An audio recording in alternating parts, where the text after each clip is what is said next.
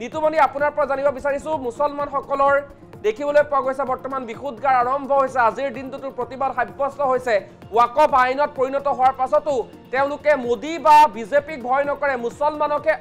আল্লাহকে মুছলমানে ভয় কৰে বুলি প্ৰতিবাদ সাব্যস্ত কৰাৰ দৃশ্যাংশ আমি দেখুৱাইছো তাৰ মাজতে এবাৰ খ্ৰীষ্টানক লৈ প্ৰসংগ উত্থাপন হৈছে সঁচাকৈ বিজেপিৰ টাৰ্গেটত খ্ৰীষ্টান নেকি আপোনাৰ পৰা সবিস্তাৰে জানিব বিচাৰিছো নিশ্চয়কৈ চাওক সুমন্ত যেহেতু ৰাষ্ট্ৰপতিৰ অনুমোদন সাপেক্ষে ওয়াকফ সংশোধনী যি বিধেয়ক আছিল সেই আইনত পৰিণত হৈছে আৰু তাৰ পাছত এতিয়া প্ৰসংগ ওলাইছে খ্ৰীষ্টান প্ৰথমতে যি মুছলমানৰ কথাক লৈ দেশজুৰি ৰাজনীতি উত্তাল হৈ আছিলে এতিয়াও মুছলমানসকলে প্ৰতিবাদ সাব্যস্ত কৰি আছে ওয়াকফ সংশোধনী যি বিল নতুন আইনত পৰিণত হৈছে সেই আইনৰ বিৰোধিতাৰে প্ৰতিবাদ সাব্যস্ত কৰি আছে কিন্তু খ্ৰীষ্টানৰ প্ৰসংগটো কিয় আহিলে খ্ৰীষ্টানৰ প্ৰসংগটো এইটো কাৰণত আহিলে কাৰণ বিজেপিৰ যি স্থিতি বিজেপিৰ যি যেনেকুৱা ধৰণৰ কাৰ্যকলাপ সেই কাৰ্যকলাপৰ পাছত খ্ৰীষ্টান প্ৰসংগটো অহাটো নিশ্চয়কৈ স্বাভাৱিক বিৰোধীয়ে এই বিষয়ত অভিযোগ উত্থাপন কৰিছে যে ওয়াকফ সংশোধনী বিধেয়কৰ বা ওয়াকফ সংশোধনী যি নতুন আইন আছে সেই নতুন আইনৰ জৰিয়তে যিদৰে মুছলমানৰ সম্পত্তিৰ ক্ষেত্ৰত কঠোৰ আইন বিজেপি চৰকাৰে প্ৰণয়ন কৰিলে সেই কঠোৰ আইন নিশ্চয়কৈ খ্ৰীষ্টানৰ ক্ষেত্ৰতো আহিব আৰু যাৰ বাবে ৰাহুল গান্ধী বিৰোধী দলপতি ৰাহুল গান্ধীয়ে প্ৰতিক্ৰিয়া ব্যক্ত কৰিছে বিৰোধী দলপতি ৰাহুল গান্ধীয়ে কৈছে যে ওয়াকফ সংশোধনী যি নতুন আইন আছে সেই নতুন আইন মাত্ৰ এটা সামান্য উদাহৰণে কিন্তু এই ক্ষেত্ৰত খ্ৰীষ্টানক যে টাৰ্গেটত ল'ব সেয়া বিজেপি চৰকাৰে ৰাহুল গান্ধীয়ে সেয়া অভিযোগ উত্থাপন কৰিছে একেদৰে অভিযোগ উত্থাপন কৰিছে শিৱসেনা উদ্ধৱ ঠাকৰে কৈছে যে খ্ৰীষ্টানৰ লগতে আন যিবিলাক সম্প্ৰদায় আছে সেই সম্প্ৰদায়ৰ ভূমিৰ ওপৰতো বিজেপি চৰকাৰে চকু দিয়া বুলি উদ্ধৱ ঠাকৰে অভিযোগ উত্থাপন কৰিছে যেতিয়া সংসদত এই বিষয়টোক লৈ ওয়াকফক লৈ বিতৰ্ক চলি আছিলে ওয়াকফ সংশোধনী বিধেয়কৰ বিৰোধিতা চলিছিলে বিৰোধিতা কৰিছিলে তাৰ পাছতো যেতিয়া আইনত পৰিণত হ'ল তাৰ পাছত এইবাৰ খ্ৰীষ্টানৰ বিৰুদ্ধে যে পদক্ষেপ ল'ব বিজেপি চৰকাৰে সেয়া এক প্ৰকাৰ অভিযোগ উত্থাপন কৰিছে বিৰোধীয়ে কিয়নো খ্ৰীষ্টানৰ যি মিছনেৰীৰ যি আগ্ৰাসন সেই মিছনেৰী আগ্ৰাসনৰ কথা আপুনি নিশ্চয় ভালকৈ জানে সুমন্ত উত্তৰ পূবকে ধৰি দক্ষিণৰ কেইবাখনো ৰাজ্যত খ্ৰীষ্টান আগ্ৰাসন ক্ৰমাৎ বৃদ্ধি পাইছে খ্ৰীষ্টান ধৰ্মান্তকৰণত প্ৰভাৱ বহু বৃদ্ধি পাইছে গতিকে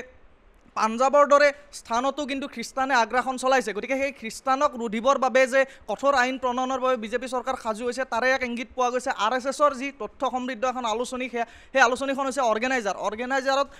RSSৰ লগত জড়িত বহু তথ্য পোৱা যায় সেই আলোচনীখনে এটা বিশেষ প্ৰতিবেদন প্ৰকাশ কৰিছিল আচলতে সেই প্ৰতিবেদনটো হৈছে যে Who has more land in India? The Catholic Church versus Waqf Board. অর্থাৎ কার ভূমি বেশি আছে ক্যাথলিক যি চার্চ আছে গির্জা আছে ক্যাথলিক গির্জার ভূমি বেশি নে ওয়াকফর ভূমি বেশি সেই সন্দর্ভত যি সংস্থাটোৱে যি প্ৰতিবেদন যুগুত কৰিছিলে সেই প্ৰতিবেদনত কোৱা হৈছে যে ক্যাথলিক গিৰ্জাৰ যি ভূমিৰ পৰিমাণ সেই ভূমিৰ পৰিমাণ হৈছে 7 কোটি হেক্টৰ অৰ্থাৎ 17.29 কোটি একৰ ভূমি কেথলিক গিৰ্জাৰ আছে আৰু সৰ্ববৃহৎ বেচৰকাৰী ভূমিৰ গৰাকী বুলি অভিহিত কৰিছে এই সংস্থাটোৱে যি প্ৰতিবেদনখন যুগুত কৰিছে এই প্ৰতিবেদনত কোৱা হৈছে যে সৰ্ববৃহৎ বেচৰকাৰী ভূমিৰ গৰাকী হৈছে কেথলিক গিৰ্জা আৰু সমগ্ৰ ভূমিৰ যি মূল্য সেই ভূমিৰ মূল্য তেওঁলোকে নিৰ্ধাৰণ কৰিছে যে 20,000 কোটিৰো অধিক ভূমি আছে গিৰ্জাৰ ওচৰত গতিকে সেই গিৰ্জাৰ ওচৰত যিসমূহ ভূমি আছে সেই ভূমিসমূহ কিন্তু তেওঁলোকে ক্ৰয় কৰা ভূমি সেয়া ক্ৰয় কৰা ভূমি নহয় গতিকে সেয়া কেনেদৰে গিৰ্জাই লাভ কৰিলে সেই ভূমি কেনেদৰে গিৰ্জাই পালে সেই বিষয়ত আলোচনা হ'ব লাগে আৰু কঠোৰ আইন আনিব লাগে বুলি উল্লেখ কৰিছে অৰ্গেনাইজাৰ নামৰ সেই সংস্থাটোৱে কিন্তু এই যি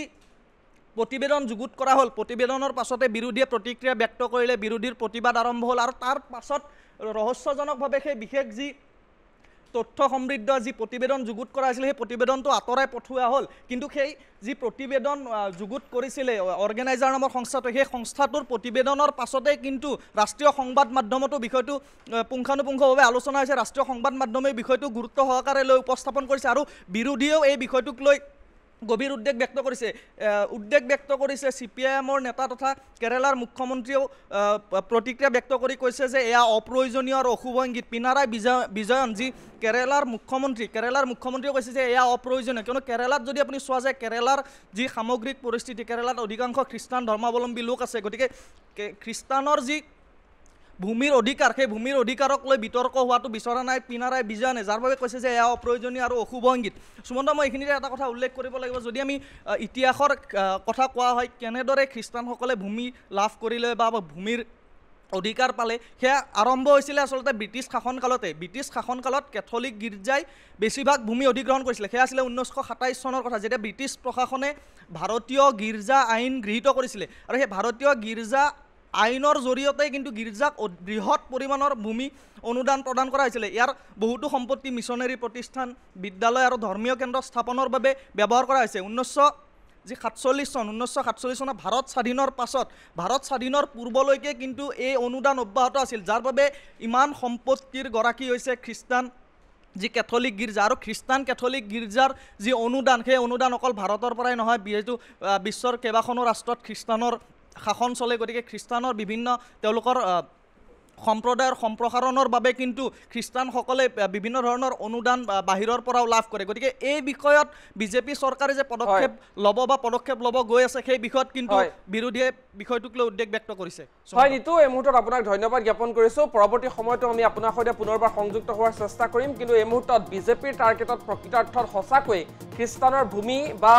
বিজেপিৰ টাৰ্গেটত খ্ৰীষ্টান হয় নে নহয়, সেয়া পৰৱৰ্তী সময়ত লক্ষণীয় হ'ব। চৰকাৰখনৰ কাম কাজৰ ওপৰত সেয়া নিৰ্ভৰ কৰিব। কিন্তু এই প্ৰসংগ যেতিয়া বৰ্তমান উত্থাপিত হৈছে, তাৰ পাছতে তীব্ৰ প্ৰতিক্ৰিয়াৰো সৃষ্টি হোৱা পৰিলক্ষিত হৈছে, কিয়নো মুছলমানসকলৰ ৱাকফ সম্পত্তিক লৈ ইতিমধ্যে আইনত পৰিণত হৈছে ৱাকফ সংশোধনী বিধেয়ক, সেয়া ইতিমধ্যে আইনত পৰিণত হৈছে। আৰু এনে এটা স্পৰ্শকাতৰ সময়তে কিন্তু খ্ৰীষ্টানসকলৰ যি আচলতে অধিকৃত ভূমি, সেই ভূমিক লৈ বিজেপিয়ে কিবা চিন্তা চৰ্চা কৰিছে নেকি, নতুন আইন আহিব নেকি, তাক লৈ উত্থাপন হৈছে বৰ্তমান প্ৰসংগ।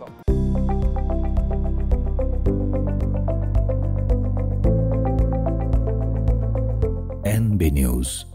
সহজ সৰল ভাষাত নৱভাৰতৰ কথা।